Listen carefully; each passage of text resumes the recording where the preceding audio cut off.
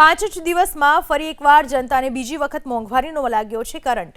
5 દિવસમાં બીજી વખત પેટ્રોલ અને ડીઝલના ભાવમાં વધારો ઝીંકાયો છે। પશ્ચિમ એશિયામાં ચાલી રહેલા તણાવ અને વૈશ્વિક બજારની ઉથલપાથલની સીધી અસર હવે સામાન્ય ભારતીયોના ખિસ્સા પર દેખાવા લાગી છે।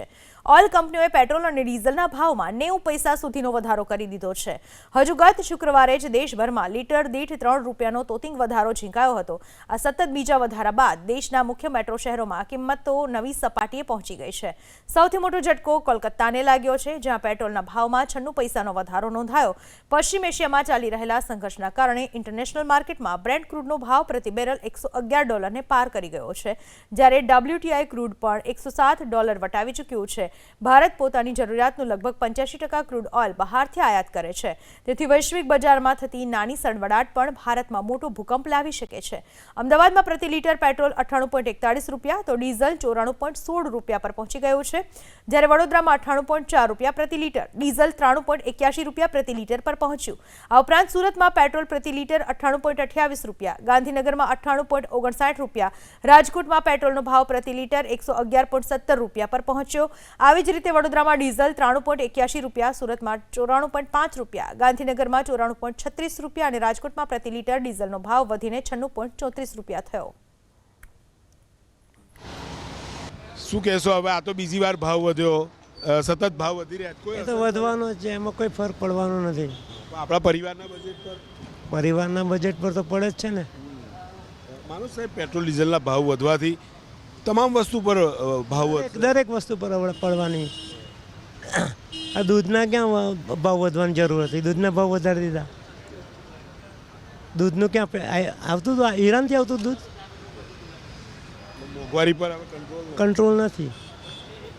સવાલ સટીક છે, દૂધ તો ઈરાનથી નહોતું આવતું ને, પણ જો કે જે પેટ્રોલ ડીઝલની ખપત હોય એટલે તમામ વસ્તુ પર ભાવ વધવા દેખાઈ રહ્યા છે। ક્યાંક ને ક્યાંક લોકો સાહેબ હવે બીજી વાર ભાવ વધી ગયા, આજે 91 પૈસા વધ્યા, સતત ભાવ વધારો। હવે તો આનાથી ટેવાઈ જવું પડશે આપણે। જો વાહન ચલાવવું હશે, કામ ધંધા નોકરી પર જવું હશે તો આનાથી ટેવાઈ ગયા સિવાય કોઈ છૂટકો જ નથી આપણે।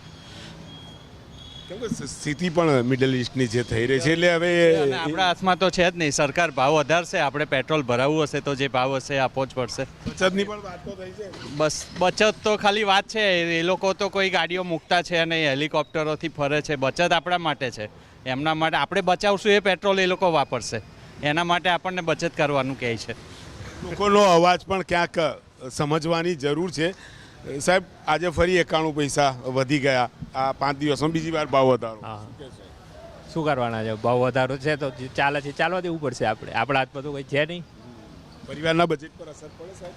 બજેટ પર અસર તો પડે જ ને। હવે થોડો ઘણો ખર્ચો વધી જાય દરેક ઘરનો।